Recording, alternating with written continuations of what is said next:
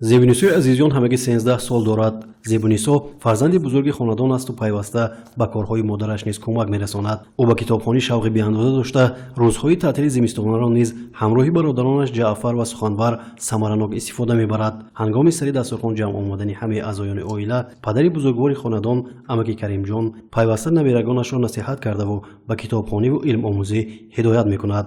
шояд натиҷаи ба гӯш гирифтани насиҳатҳои бобояш бошад ки ғолибият дар озмуни ҷумҳуриявии фуруғи субҳи донои китоб аст.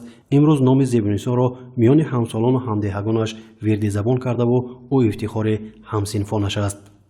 سخن را وزن و تمکین زمین باید، سخن را قدرت جان آفرین باید، دلی سرباز مثل تو کمین باید، زمینی من که دستان تو را خواند. سخن را سحر مردن زنده گرداندن، خزان دیدن بهاران باز سبزیدن، چو دریا در محیط خویش غنجیدن، همه باید که اوصاف تو را گوید.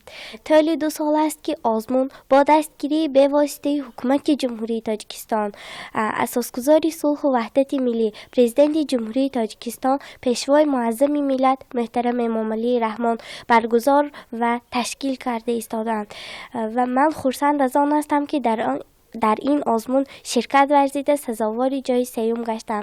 سال گذشته نیز در این آزمون شرکت ورزیده از روی نمیناسی سیوم خواندن و اذیاد کردن اشعار بچگانه و افسانه و روایت های خلق تاجیک سزاوار جای سیوم دوم گشتم و امسال از روی نمیناسی دوم خواندن و اذیاد کردن آثار ادیبان معاصر تاجیک سزاوار جای سیوم گشتم.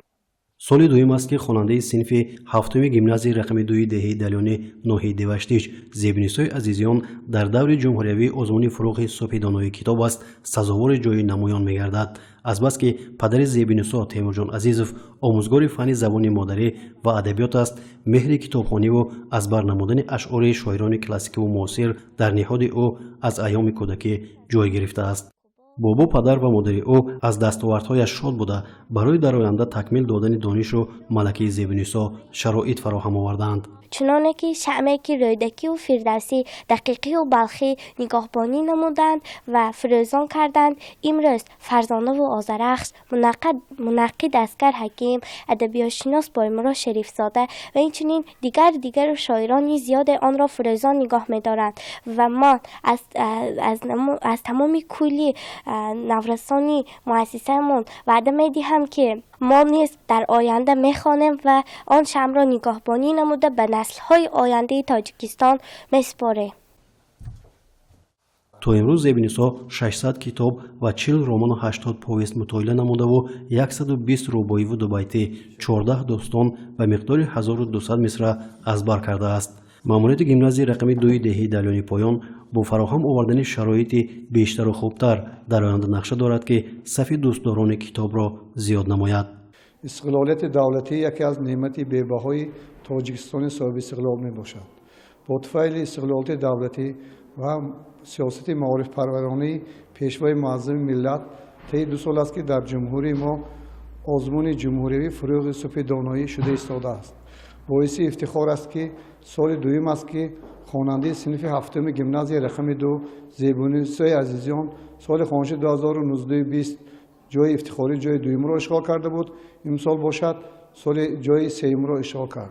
این باعث افتخار است که خوانندگان مؤسسه تحصیلات همگانه برای روی آوردن به کتاب این یک تکانی بزرگ است. بنابراین همین هم ما تصمیم گرفتیم که به پدر و مادران علاقه زیاد نماییم تا که کتابخوانی خوانندگان را بهتر و خوبتر کنند. باعث افتخار است که امسال 2 نفر پدر و مادران 150 عدد کتاب‌های بدیعی به مؤسسه تحفه نمودند. зебунисои азизиён иштирокчии даври ниҳоии озмуни ҷумҳуриявии фуруғи субҳи донои китоб аст. аз рӯи номинатсияи аз ёд кардану хондани осори адибони муосири тоҷик сазовори ҷои сеюм барандаи ҷоизаи озмуни ҷумҳуриявии фуруғи субҳи донои китоб аст ва бо диплом сарфароз гардонида шудааст.